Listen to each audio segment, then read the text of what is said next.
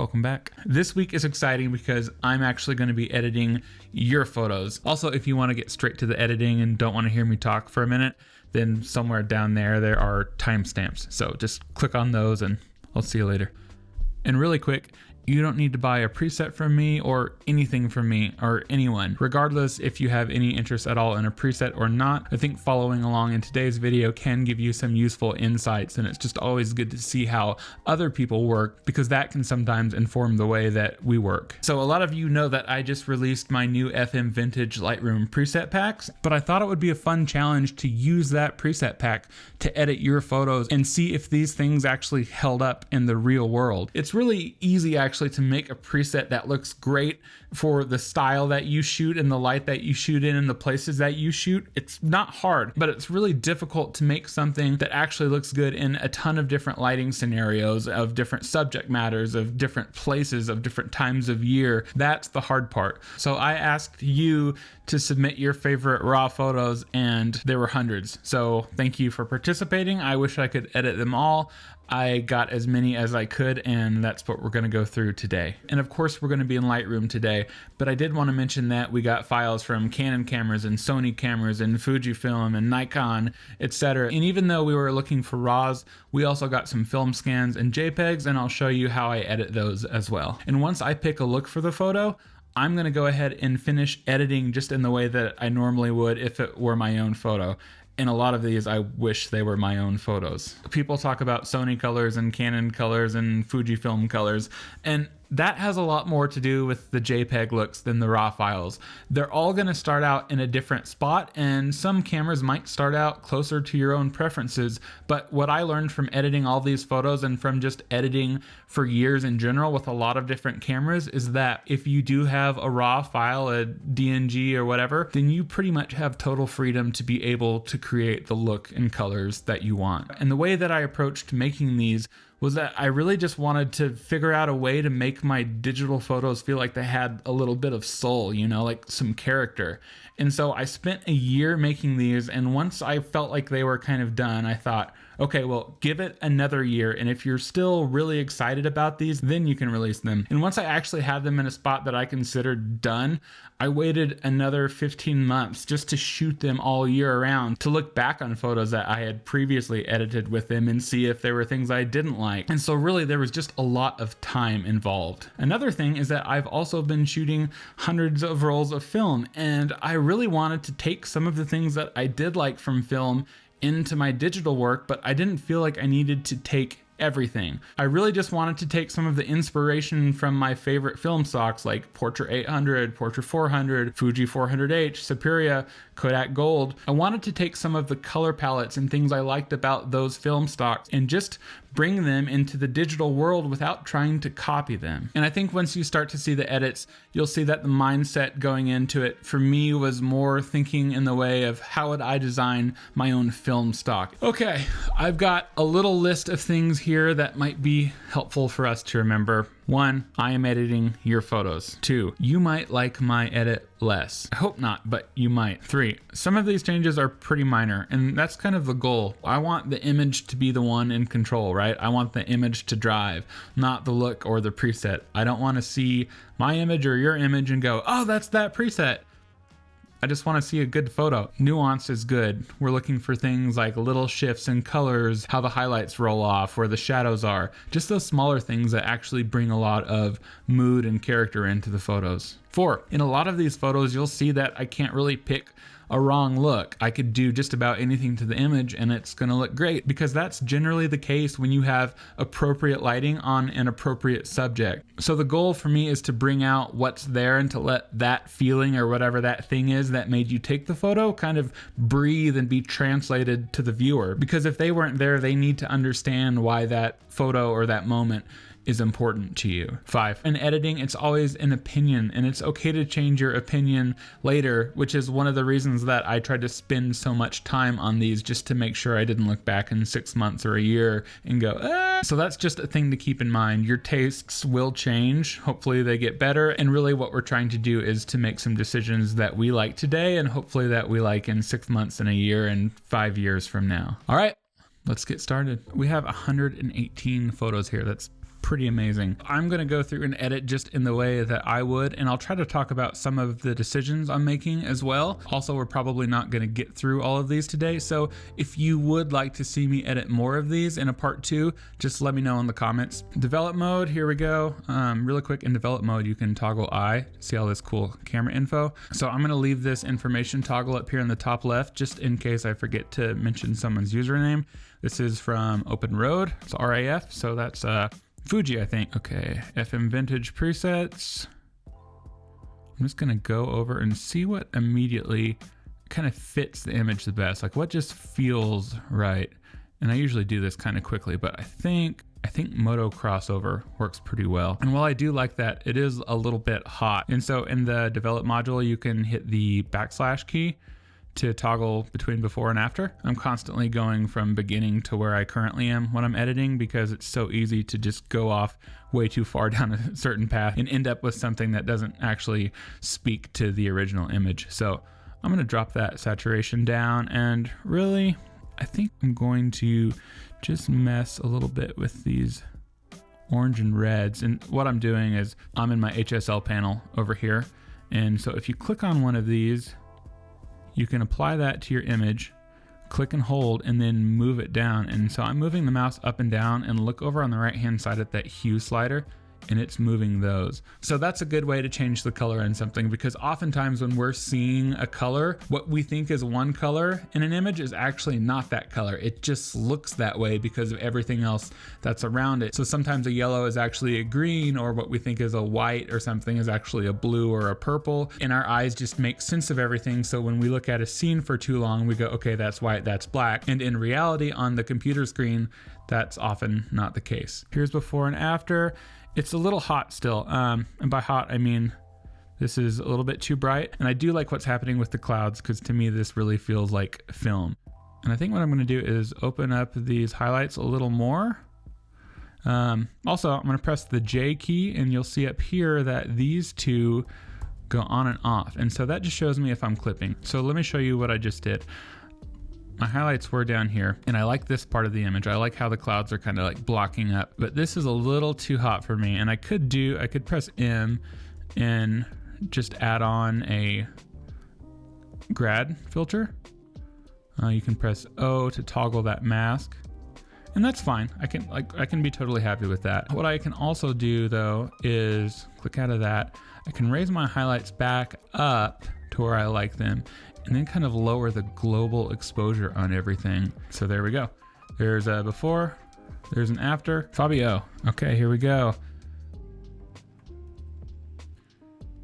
So when I see a landscape like this, I'm usually gonna start with like Moto crossover or one of the vintage ones. Let's go with Moto crossover. And okay, let's bring that up. Let's do it this way. I'm gonna add some contrast back into the shadows, which is like kind of a big deal. If you correct the levels and bring the highlights down and the shadows up, but you add localized contrast back in, you can really quickly bring in a lot of that realism again. I'm gonna add a little more. Before, here's after. Again, not a big difference, but it all adds up. Let's bring our highlights down a little bit more. Let's bring our exposure up. And so I'm just constantly making all these little adjustments.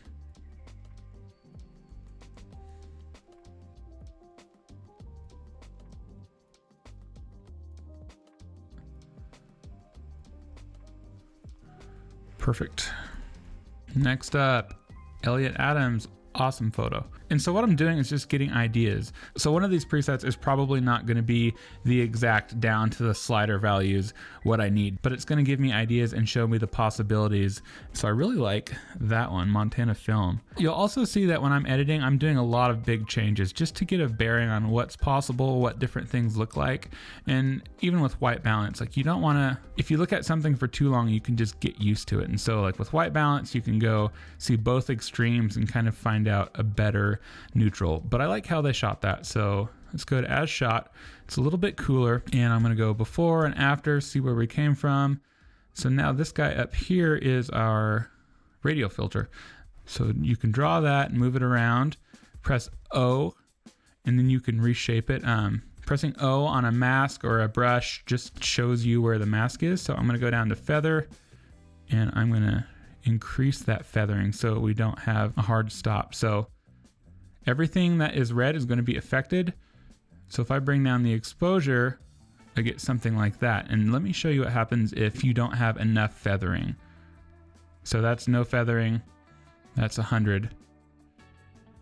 And so I kind of like that. And over here, we can just turn that box on and off to see what we've kind of done. So now let's just bump that exposure up. There we go. Okay, next up, this is a beautiful photo. One, this is a hard shot to pull off. You really do make it feel like I'm standing there. And this is also an example of just a good photo having so many possibilities in different ways that you could edit it. Let's go with Vintage Day. Makes sense, right? And I really don't want the shadows super high up. I want that to stay dark. I might darken the whole top of the photo just a little bit. Just a little bit. And then I might Shift M, which is a radio filter. Once again, these are super helpful. And so now I actually just want to select the subject. So I'm going to invert that mask and double click effect to reset that. We're going to do as, here's no feathering, here's full feathering, and we just want to make this really, really minimal. And drop that down on her and just brighten it up a little bit. And oftentimes when I'm brightening something, I'm going to warm it just a tiny bit. So before, after, great shot. Kiselev, Artemi, I'm so sorry, I don't know how to pronounce your name, but it looks beautiful. So does this photo. So I'm thinking about multiple things when I scroll over these presets. And so a lot of times the way I select something is just by deference to the color palette. It's really easy to adjust everything, but it's even easier kind of to adjust our highlights and shadows. Let's go with, okay, MT Film 1. Let's brighten that up just a little bit and bring that contrast back so you can see how different these presets are gonna look depending on what you do with the exposure. But I want to bring it up a little bit because I really, in that original part of the photo, I really like this light that's hitting here. So I'm going to bring it back to where it was. I'm going to hit M for a grad filter, and I'm going to bring this down a little bit. Reset. And I'm going to actually darken kind of the top. So now we have more drama in this background. It shows how stark and kind of gnarly that landscape is, but we're still maintaining the light right here. And that's pretty important to me. I can actually probably bring my shadows down a little bit more. Let's bring those highlights back up and darken the exposure. So yeah, before and after we fixed the color and we didn't lose our shadow and highlight range. Great shot. Yvonne Reyes. This is a cool photo. Well, it's on a little motorbike, so let's try Moto 2. And it's afternoon. I like this blue, but I want it to be warm with the blue. So let's bring up the white balance, bring up our exposure a little bit. And this photo just has to have like a bit more grain. I don't know that it has too much right now. So again, when we add grain, we go 1:1. Okay. And really, if you wanted to take this to kind of like another level, you could make a brush, drop down the white balance a little bit, do an auto mask, and kind of paint that blue back in. A lot of what's happening in our editing is just changing a large part of the photo and then bringing some of those parts back to where they were. So if I add that blue back in there, it makes the whole photo actually feel warmer. So before, after.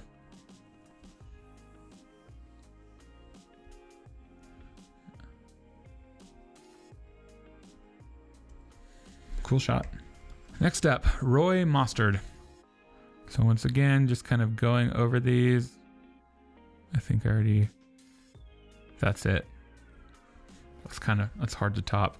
Before, after, there's a one click. Okay, so these are definitely complementary colors, but it's just not as obvious as straight blue and straight yellow. Both of these hues are shifted a little bit, but it still has the same pleasing results, and maybe even more so because it's not as done. So let's just go over this and see initially. Oh, I like that. So I would say either Vintage Moto Reds or Montana Film 2. Reds or Film 2. Let's go with Montana Film 2. That's pretty great. First of all, I'm gonna crop this guy. I think I would put it about there. Hit Q to go to the clone tool. I'm just gonna. It doesn't really do anything for me. I'm gonna hit K to go to the brush tool. One thing that's bugging me just a little bit is that cabin is a little bit saturated. So I'm just reducing saturation by -3, brushing that on just like kind of coarsely. Once again, we'll check that before and after. It's a little difference, but it's just the little stuff that adds up. So there we go, done. I might even press M, get a grad, drag it up and reduce that exposure. Also keep in mind that if you reduce the exposure of something, you might need to mess with the white balance to get it to look properly. So before, after. That's good light. Plus you have this really deep dark water with this sunlight that's hitting your subject. So here we go. This is once again a photo that's going to be super easy to edit. So let's just see what gets us closest. Let's go with Montana Film 2. I like that you included your stand-up board thingy. Here's before and after. There we go. That's great. Okay, next one. Here we go. Moto crossover. I know that's a preset that is great for warming things up. I'm going to reduce the exposure a little bit. Check these guys out back here. I'm not doing too much to them except adding contrast when I bring those down. So I'm not going to try to save that too much. Again, go back and forth with the white balance just to see what fits. I might drop the black point just a little bit. Once again, we want to think about where people's eyes are going in our photo. So I might do a grad ND and just darken the bottom down. Basically, we're trying to get people's eyes not to leave our frame. So I'm going to make another one right here. And these are just really coarse adjustments. You don't have to be super exact with these, but you can get a lot done. Okay, first off, let's see what's in the photo.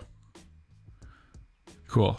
And again, with digital, a lot of times you just need to underexpose so that you don't lose your highlights.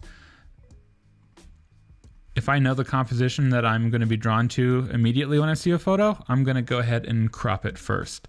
Let's see. Let's go with Vintage Moto Reds. Bring that up a little bit. Let's bring the shadows down. I'm going to get a grad and just kind of drag this down. And really what I'm going to do is reduce the clarity. I need to be mindful that I don't bring that masked part into the mountains. I want these lines to stay fine, but these kind of wispy high level clouds really don't do anything for me. I know they're there, I know what kind of light we have, but I just don't need more attention drawn to them. So you can see what it would be like if I dragged that up all the way, right? So I'm really just trying to reduce that. Also Q, go in here and fix these. Make a brush, increase exposure just by a little bit. And no auto mask, flow 100, feather. Just like fast. I'm going to reduce the shadows on that so I don't get everything. There we go. Before, after. Jordan Costly. Here's one of those instances to me where this preset definitely looks like Fujifilm. And again, it's not trying to be a particular film, but I've shot so much Fujifilm and so much Kodak and loved them both that kind of comes out somewhere. So this preset, what did we just do? Moto Camp. Definitely looks like Fuji 400H. I don't really need to do much more to that, honestly. That's kind of perfect to me. Great shot. Nicholas, here's another JPEG. So let's just see, can we get any good out of this? Psh, easy. We have these very Kodak kind of yellowish skin tones and greens. Before, after. Cool. Ben Van Horn. Oh, that's cool. Killer shot, man. Let's do that.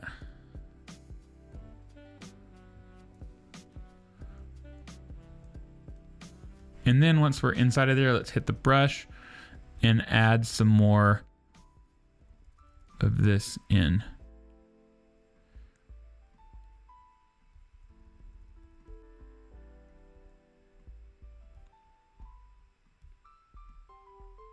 Bring it down. You'll be good to go. Before and after.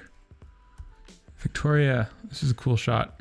It needs to look like Fuji. So it's a JPEG, so we add the preset and then back off the contrast. Before, after. Great. Okay, Victoria, this is, I guess they're both film scans. So maybe that was Fujifilm. Beautiful shots. So it's a film scan, it's a JPEG, not really the classic usage for this, but it is a little flat depending on your taste. So let's see if we can actually add anything to this. Let's do that, bring that exposure back down, contrast back down, and see, actually,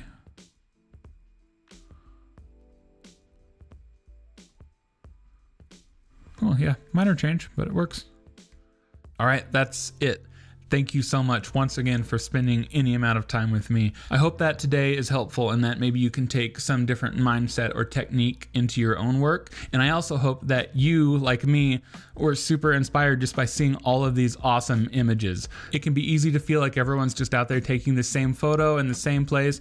And to me, this once again proves that that is not the case. So thank you to everyone watching, and also a huge thank you to everyone who submitted a photo. It's been really cool for me just to be able to see your photos and to be able to have the privilege to edit them. So thank you so much. Later on.